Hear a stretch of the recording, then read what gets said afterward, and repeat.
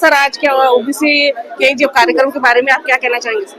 नहीं, देखिए, ये ओबीसी मूवमेंट जो है आज ये मंडल यात्रा निकाली गई। ओबीसी का कास्ट वाइज सेंसस होना चाहिए और वो पॉपुलेशन क्या है ओबीसी का वो समझना चाहिए। वो पॉपुलेशन के आधार पर हमें अपने बजट में हिस्सा मिलना चाहिए हमारे ये, और पॉपुलेशन के आधार पर अपने हमारा हक मिलना चाहिए। ये इस मंडल यात्रा का हमारा विषय था और आज इसकी समाप्ति थी। ये हमारे साथ में जो खिलवाड़ हुआ है हमारे साथ भावनाओं के साथ, तो हम ये चाहते हैं कि आप जो बोला है कि हम सेंसस करेंगे कास्ट वाइज, प्राइम मिनिस्टर ने बोला है या के सीएम ने बोला है, वो आप करो। अगर नहीं करोगे तो हमें अगला कदम उठाना पड़ेगा।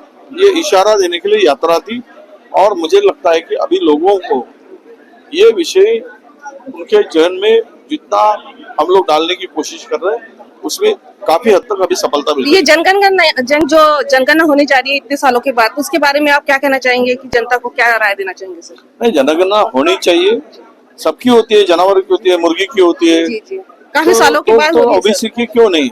1931 में हुई थी, 1911 में भी हमारी सरकार जब थी मनमोहन सिंह की, तब भी उन्होंने जनगणना की थी, पर वो डिक्लेयर नहीं किया इस सरकार ने।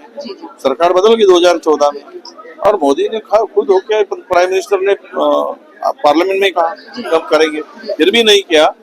तो ये हम चाहते हैं कि ये सरकार करके ये हमको न्याय दे। सर आपका आईबीएम न्यूज़ से मेरी शिंदे चंद्रपुर से, क्या लगता है सर आज ओबीसी के जो कार्यक्रम हुआ है उसके माध्यम से आप क्या कहना चाहेंगे जनता को? आज मैं एक भारतीय के नाते से लोगों को जोड़ने के लिए आया था। ओबीसी जो बांधव है हमारे, उनकी मांग है कि जनगणना जो है वो बहुत सालों से हुई नहीं है।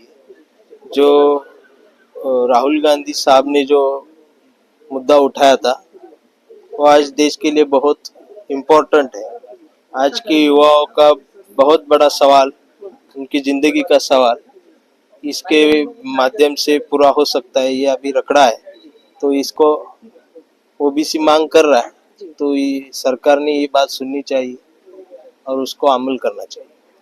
जी, काफी मोर्चे निकल रहे हैं, काफी कुछ चंद्रपुर क्षेत्र में, नागपुर क्षेत्र में जो कुछ ओबीसी है, इतर कास्ट के जो भी लोग हैं, उनके ये मोर्चे हमेशा कुछ ना कुछ होते रहता है, चलते रहता है। जनगणना भी बहुत सालों के बाद हुई है, तो आपको लगता है कि ओबीसी के माध्यम से और कुछ ऐसा कुछ कार्य होना चाहिए और कुछ अलग अलग सा कुछ सरकार, ये जो सरकार है ये सरकार किसकी सुनती नहीं है, और जिन्होंने अभी सुनवाया है इस जेन जी ने, यंग लोगों ने, तो उससे उनको सीखना चाहिए और हर इंडियन की बात अभी सुननी चाहिए, नहीं तो उनके लिए बहुत खतरा सामने खड़ा है। जी, नई पीढ़ी ऐसी आगे ऐसी बढ़ती रहे और ऐसा ही कुछ नया कुछ करती रहे, जो सरकार को समझना चाहिए और कुछ तो उसके हिसाब से उनकी मांगे पूरी होनी चाहिए। ऐसा लगता है आपको कि क्या? मैं सरकार को भी ये सावधानता देना चाहता हूँ और युवाओं को भी ये मैं प्रेरित करना चाहता हूँ कि आप हमेशा खुद के सपने के लिए दौड़ते रहते हो, लेकिन इस देश का भी एक सपना आपका इंतजार कर रहा है। उस सपने के लिए भी आपने सबको हम एक होके जीना है। जी। भारत माता की जय श्री राम।